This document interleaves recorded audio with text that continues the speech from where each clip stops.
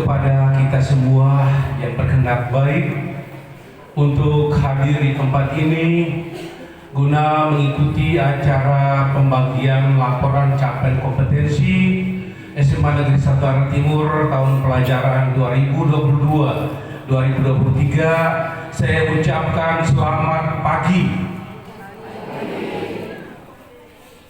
Yang saya hormati Bapak Ketua Komite atau yang mewakili, yang saya hormati Bapak Ibu pendidik dan tenaga kependidikan SMA Negeri 1 Adonara Timur, yang saya hormati Bapak Ibu orang tua wali peserta didik untuk rombongan belajar kelas 10 dan kelas 11 yang sama saya hormati. Sekali lagi selamat pagi. Pada tempat yang pertama, kita patut memanjatkan puji dan syukur kita kepada Tuhan karena atas perkenannya kita masih bisa hadir di tempat ini dalam keadaan sehat walafiat. Untuk itu kita perlu menyatakan bersyukur, dan bersyukur. Bapak Ibu sekalian yang saya hormati, menyadari anak adalah aset, pendidikan adalah investasi, sehingga Bapak Ibu punya kewajiban moral untuk hadir di tempat ini guna mengikuti acara pembagian laporan capaian kompetensi. Untuk itu saya mengucapkan rasa terima kasih saya yang setinggi-tingginya. Terima kasih saya ucapkan juga kepada Bapak Ibu sekalian yang sudah berkesempatan hadir, meskipun hadir agak terlambat sehingga kita memulainya juga setengah 10. Dalam surat undangan kami itu pada pukul 9 sampai selesai, sehingga apabila Bapak Ibu hadir sebelum jam 9 berarti kita mulai jam 9, berarti kita lebih cepat pulang.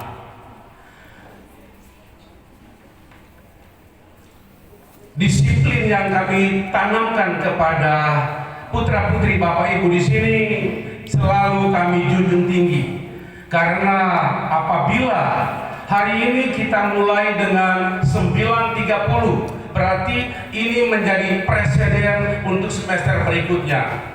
Pasti Bapak Ibu merasa bahwa di semester kemarin kita boleh mulai 9.30. Oleh karena itu bisa kita terlambat. Itu diharapkan jangan. Bapak Ketua Komite sudah meminta kita semua untuk lebih berdisiplin pada musim berikutnya. Bapak Ibu sekalian yang saya hormati, sebelum saya menyampaikan sambutan, saya menyampaikan permohonan maaf saya kepada Bapak Ibu karena mungkin ada materi yang sekarang saya sampaikan kami sudah sampaikan pada semester kemarin.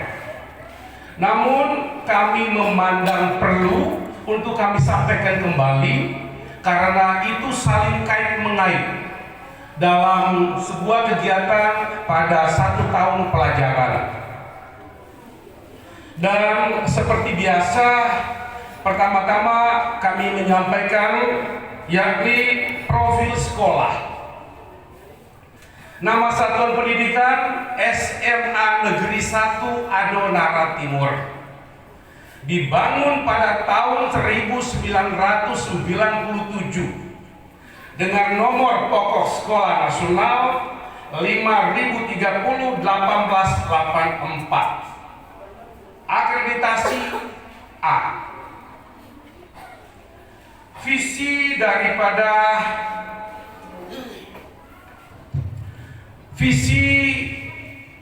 daripada SMA Negeri 1 Adonara Timur adalah terwujudnya peserta didik yang unggul dalam berprestasi, kuat dalam karakter, teguh dalam iman, dan berwawasan nasionalis kebangsaan.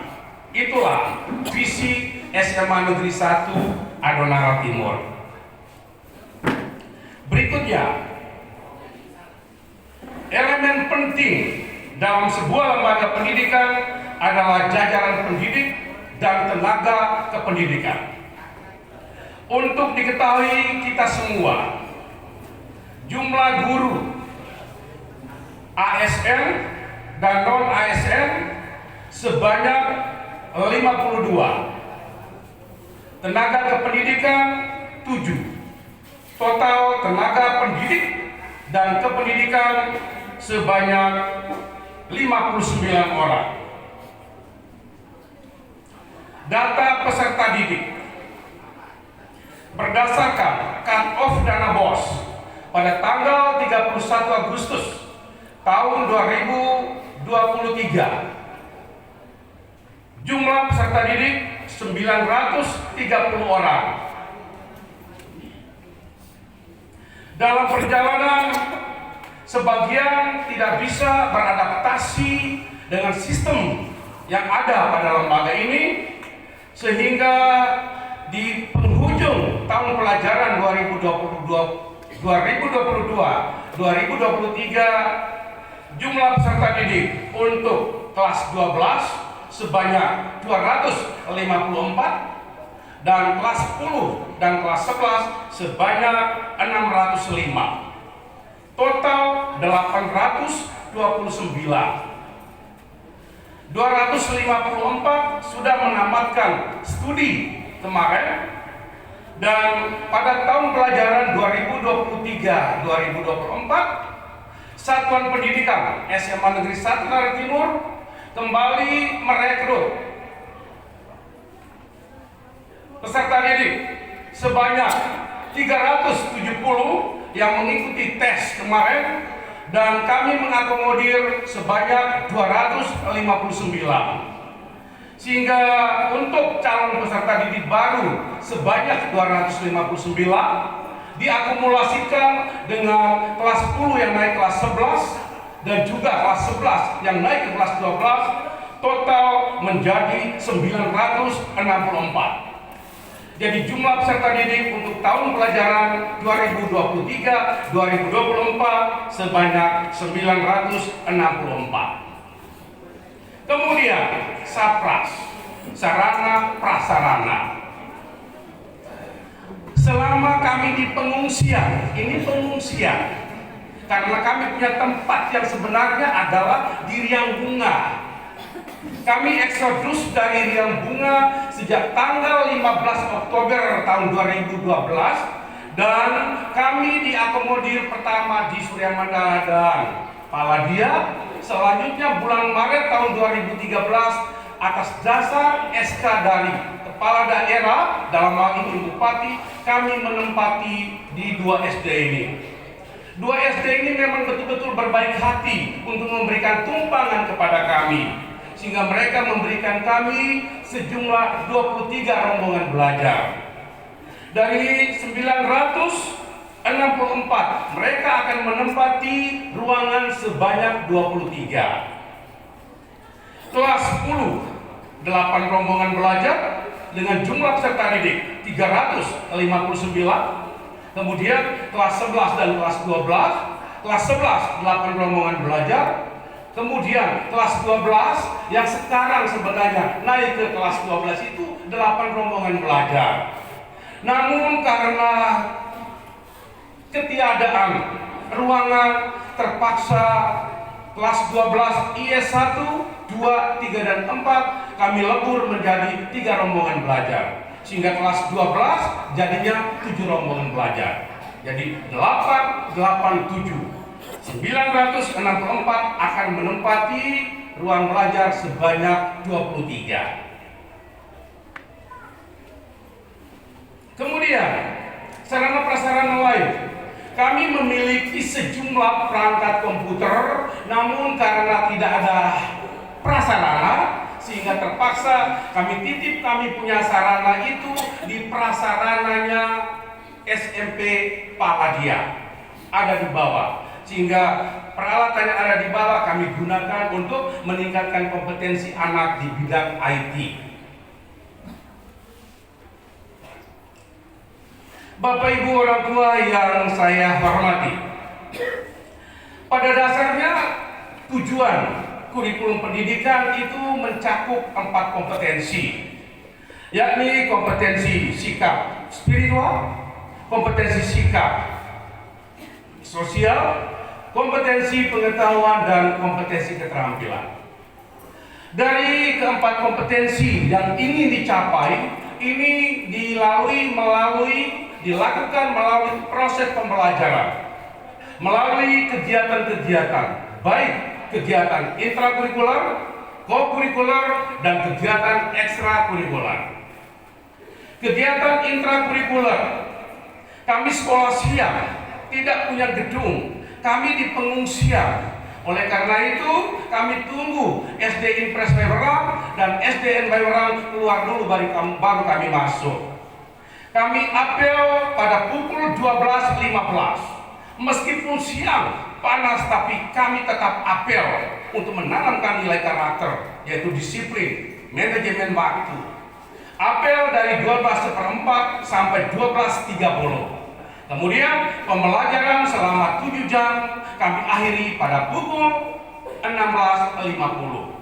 Jadi alokasi waktu 1 jam pelajaran sebenarnya di tingkat SMA itu satu jam pelajaran itu 45 menit. Karena kondisi kemarin kami di sini maka 40 menit. Kemarin karena pandemi kami kurangi lagi sampai 35 menit. Jadi beban belajar dari anak 2 jam, berarti mereka belajar cuma 2 kali 35 menit. Tapi Bapak Ibu tidak perlu ragu, 2 kali 35 itu betul-betul kami maksimalkan Bapak Ibu.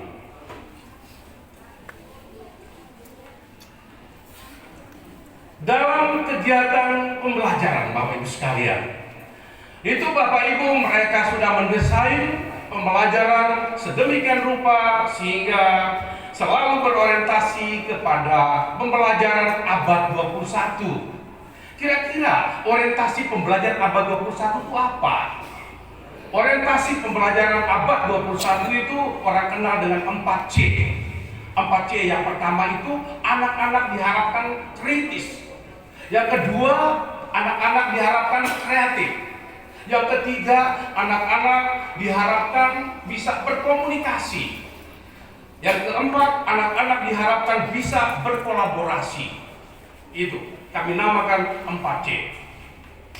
Dalam mendesain pembelajaran seperti itu yang selalu berorientasi kepada apa yang disebut dengan 4C, maka berimplikasi kepada output dari lembaga pendidikan SMA Negeri 1 Jakarta Timur. Dari segi kompetensi mereka sangat-sangat mumpuni. Mereka betul-betul berkompeten sehingga dalam berkompetisi untuk mengikuti seleksi masuk perguruan tinggi negeri, baik jalur SNBP maupun SNBT, banyak-banyaknya lulus seperti Bapak Ibu yang Bapak Ibu sudah dengar dari Bapak Ketua Komite tadi. Kemudian ada lagi kegiatan yang disebut dengan kegiatan kokurikuler. Kegiatan kokurikuler ini adalah kegiatan di luar intrakurikuler, di luar jam sekolah. Kira-kira kegiatan kokurikuler apa saja di SMA Negeri 1 Jakarta Timur? Bapak Ibu guru mereka memberikan tugas. Tugas apa saja? Makalah, laporan. Mereka bikin PowerPoint untuk presentasi sehingga mereka sudah punya bekal yang cukup. Sehingga pada saat mereka masuk ke pendidikan tinggi, mereka sudah merasa biasa, karakter mereka sudah terbentuk. Seperti itu Bapak Ibu. Karena apabila kita masuk ke pendidikan tinggi hanya andalkan saja akademik, karakter tidak, itu berarti tidak bisa, pincang itu. Jadi antara karakter dan akademik harus balance, harus seimbang gitu. Kemudian dari kedua kegiatan tadi, baik kegiatan intrakurikuler maupun kokurikuler, Maka pada kesempatan yang berharga ini, saya ingin menyampaikan beberapa capaian yang kami sudah dapatkan untuk tahun pelajaran ini. Yang pertama, Olimpiade Sains Nasional. Olimpiade Sains Nasional itu dibagi ada tingkat kabupaten, tingkat provinsi, dan juga tingkat nasional. Tingkat kabupaten, kemarin kami mengutus 18 orang untuk mengikuti kompetisi tingkat kabupaten untuk 9 mata lomba. Dari 9 mata lomba yang dilombakan untuk tingkat kabupaten yang dikenal dengan OSNK, SMA Negeri 1 Nara Timur, ada 2 orang yang mendapatkan peringkat 1 untuk mata lomba fisika dan mata lomba informatika. Kedua mata lomba itu untuk fisika diraih oleh Vilo Kopong Rara, dan untuk informatika diraih oleh Blasius Badan Olah. Mereka sudah lolos untuk tingkat kabupaten. Kemarin mereka sudah berkompetisi untuk tingkat provinsi. Pada akhir Juli ini kita akan mendengar hasil. Berkat doa kita semua, mudah-mudahan kedua anak kita bisa lolos tingkat provinsi dan bisa menuju ke tingkat nasional. Bapak Ibu sepakat? Terima kasih. Kemudian CCK, cerdas cermat kimia. Saya ulangi lagi Bapak Ibu.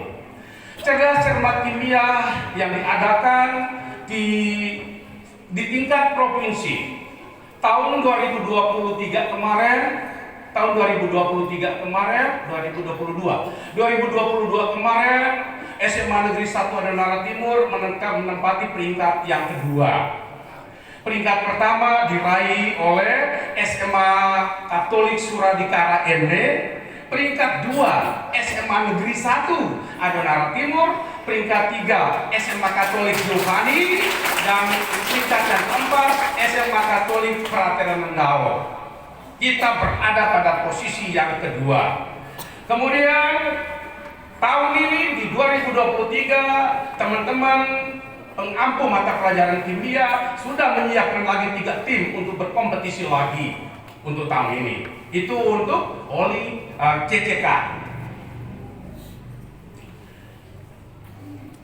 Kemudian untuk tahun akademik kalau di pendidikan tinggi itu disebut tahun akademik. Untuk tahun akademik 2023-2024 dalam seleksi nasional penerimaan mahasiswa baru di lingkungan perguruan tinggi negeri, SMA Negeri 1 Nara Timur punya peserta didik sebanyak 254. Tadi sudah dijelaskan secara garis besar oleh Bapak Ketua Komite. Saya bisa menyampaikan lebih detail lagi. SMA Negeri 1 Nara Timur karena memiliki predikat A, sehingga kuota yang ditetapkan dari pusat itu 40% terbaik. 40% terbaik itulah yang disebut dengan kelompok eligible. Dari 40% dari 254 kami dapatkan yang eligible sebanyak 103 orang. Dari 103 orang tersebut lewat bimbingan yang difasilitasi oleh tim fasilitator untuk pejuang SNBP dengan SNBT, Bapak Ibu pendamping mereka dampingi anak-anak sehingga yang berkompetisi lewat jalur prestasi yang kita kenal dengan SNBP sebanyak 96 orang. Dari 96 orang ini, pengumuman pada tanggal 23 Maret 2023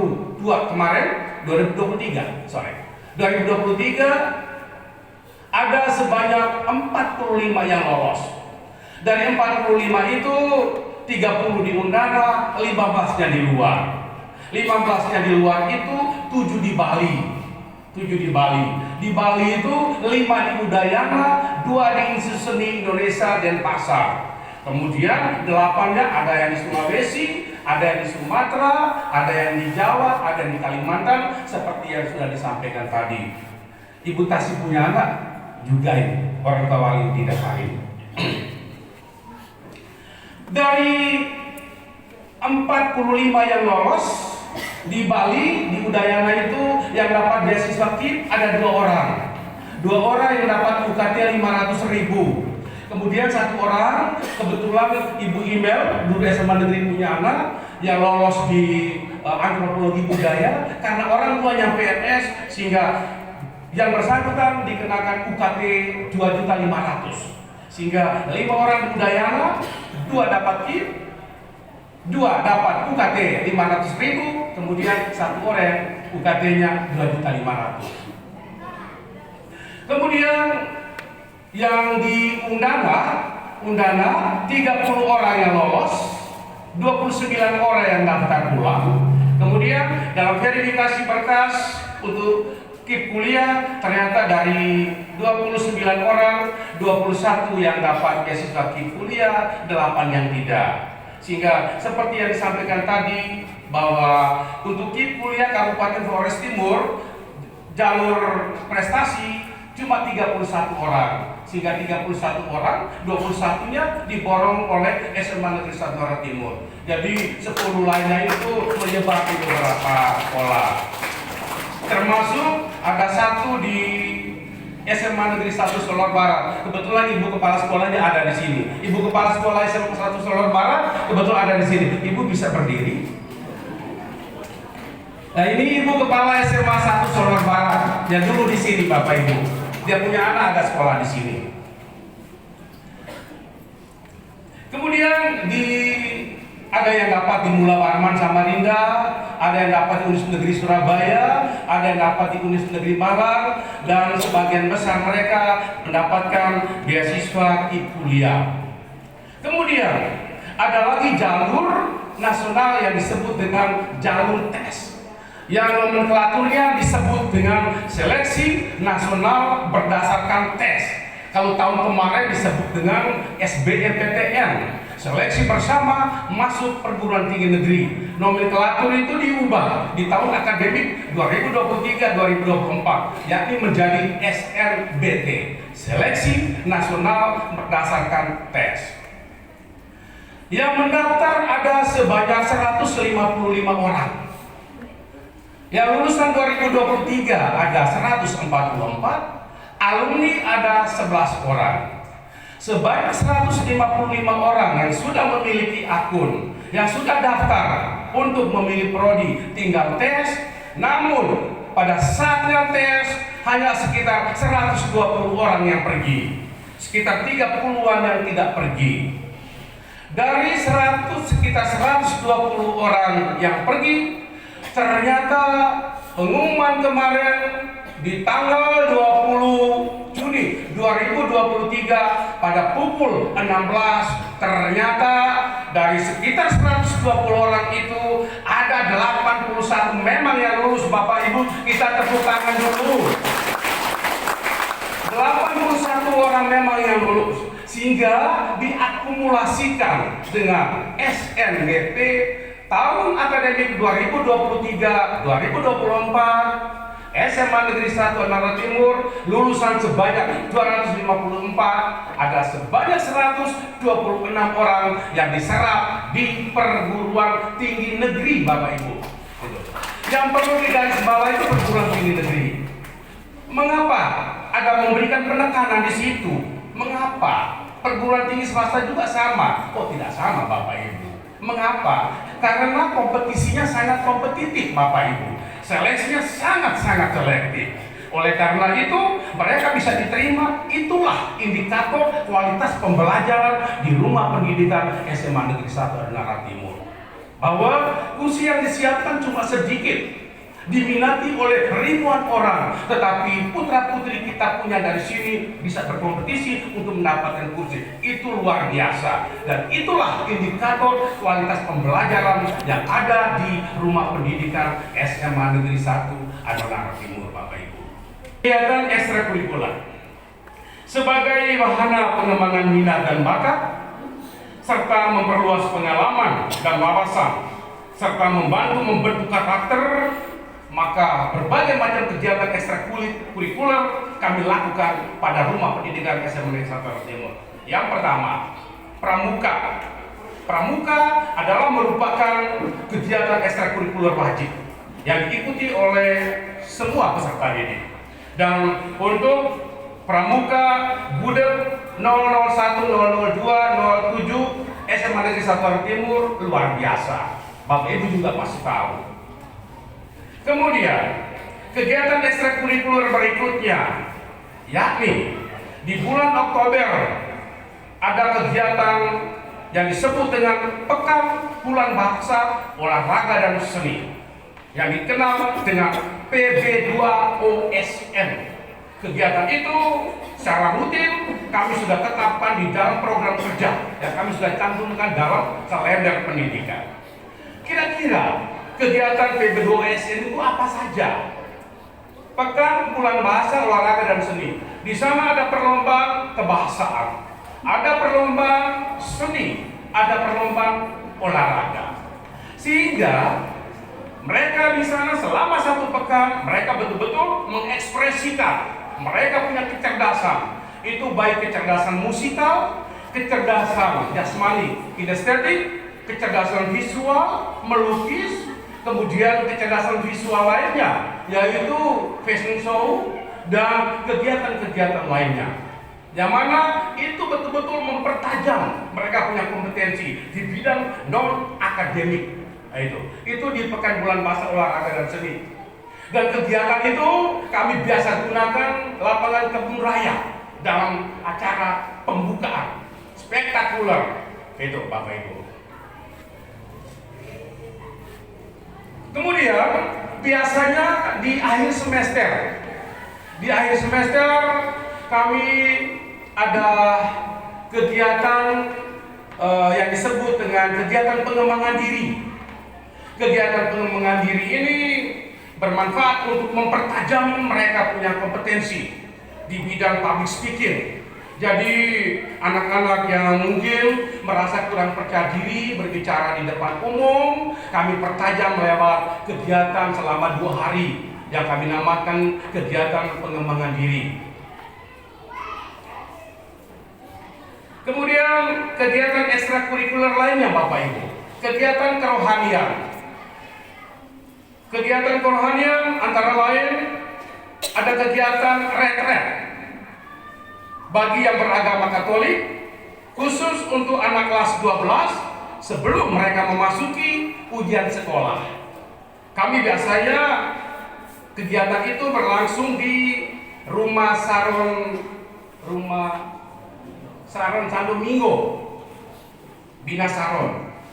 Kemudian kegiatan yang serupa untuk teman-teman yang beragama Muslim dinamakan kegiatan muhasabah. Kegiatan muhasabah kemarin dilaksanakan di Korinara. Kemudian sebelum memasuki masa puasa, baik yang beragama Muslim maupun yang beragama Katolik, ada lagi sebuah kegiatan kerohanian yang kami namakan live in dan pesantren kilat.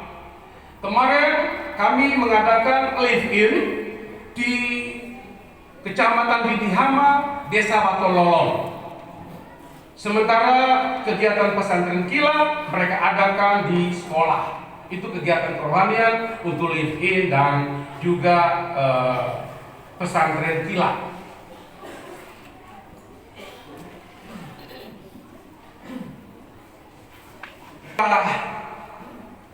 Kegiatan baik intrakurikuler, kemudian ekstrakurikuler dan juga kokurikuler. Yang terakhir Bapak Ibu sekalian yang saya hormati,